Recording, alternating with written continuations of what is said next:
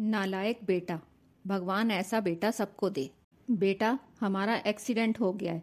मुझे ज़्यादा चोट नहीं आई, पर तेरी माँ की हालत ख़राब है। कुछ पैसों की ज़रूरत है और तेरी माँ को खून चढ़ाना है। 62 साल के माधव जी ने अपने बड़े बेटे से फ़ोन पर कहा, पापा मैं बहुत व्यस्त हूँ, आजकल मेरा आना नहीं हो सकेगा। मुझे विदेश में नौकरी का पैकेज मिला है तो उसी की तैयारी कर रहा हूँ। आपका भी तो यही सपना था ना, इसलिए हाथ भी तंग चल रहा है। पैसे की व्यवस्था कर लीजिए, मैं बाद में दे दूंगा। उनके बड़े इंजीनियर बेटे ने जवाब दिया। उन्होंने अपने दूसरे डॉक्टर बेटे को फ़ोन किया, पर उसने भी आने से मना कर दिया। उसे अपनी ससुराल में शादी में जाना था।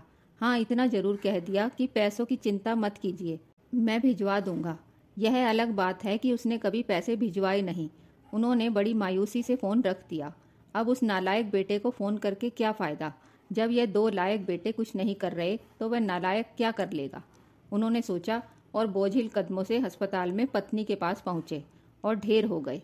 पुरानी बातें याद आने लगी। माधव राय जी स्कूल में शिक्षक थे। उनके 3 बेटे और 1 बेटी थी। बड़ा इंजीनियर और मंझला डॉक्टर था। दोनों की शादी बड़े घराने में हुई थी।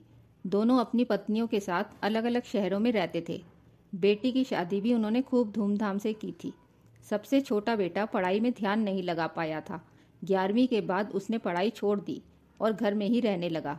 कहता था मुझे नौकरी नहीं करनी, अपने माता पिता की सेवा करनी है। पर मास्टर साहब उससे बहुत नाराज रहते थे। उन्होंने उसका नाम नालायक रख दिया। दोनों बड़े भाई पिता के आज्ञाकारी थे, पर वह गलत बात पर उनसे भी बहस कर बैठता था। इसलिए माधव जी उसे पसंद नहीं करते थे। जब माधव जी रिटायर हुए तो जमा पूंजी कुछ भी नहीं थी। सारी बचत दोनों बेटों की उच्च शिक्षा और बेटी की शादी में खर्च हो गई थी। शहर में एक घर, थोड़ी जमीन और गांव में थोड़ी जमीन थी। घर का खर्च उनके पेंशन से चल रहा था।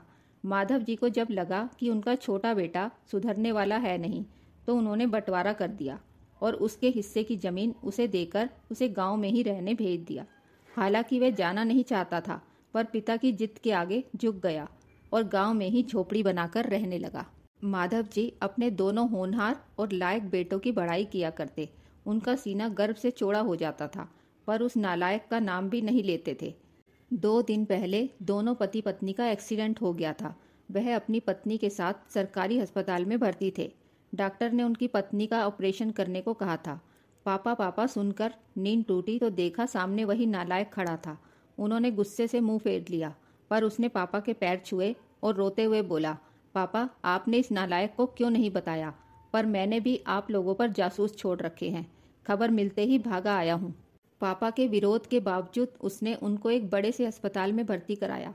माँ का ऑपरेशन कराया, अपना खून दिया, दिन रात उनकी सेवा में लगा रहता। फिर एक दिन वह गायब हो गया। वह उसके बारे में फिर बुरा सोचने लगे थे कि तीसरे दिन वह वापस आ गया।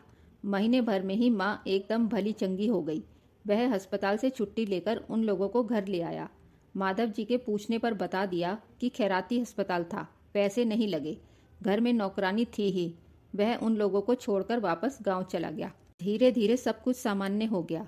एक दिन यूं ही उनके मन में आया कि उस नालायक की खबर ली जाए। दोनों जब गांव के खेत पर पहुंचे तो झोपड़ी में ताला देखकर चौंके।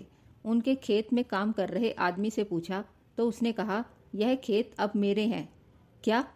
पर यह खेत तो उन्हें बहुत आश्चर्य हुआ। हाँ, उसकी माँ की तबीयत बहुत खराब थी तो उसने अपने सारे खेत बेच दिए।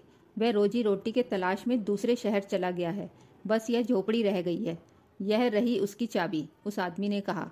वह झोपड़ी में दाखिल हुए तो बदबस उस नालायक की याद आ गई।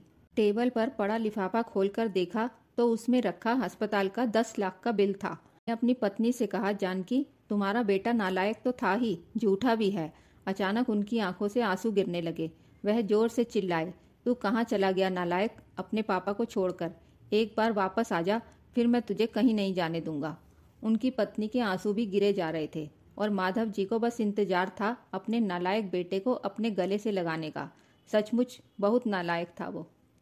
दोस्तों, अगर आपको हमारी ये कहानी पसंद आई हो तो वीडियो को लाइक और चैनल को सब्सक्राइब करें। आपका बहुत बहुत धन्यवाद।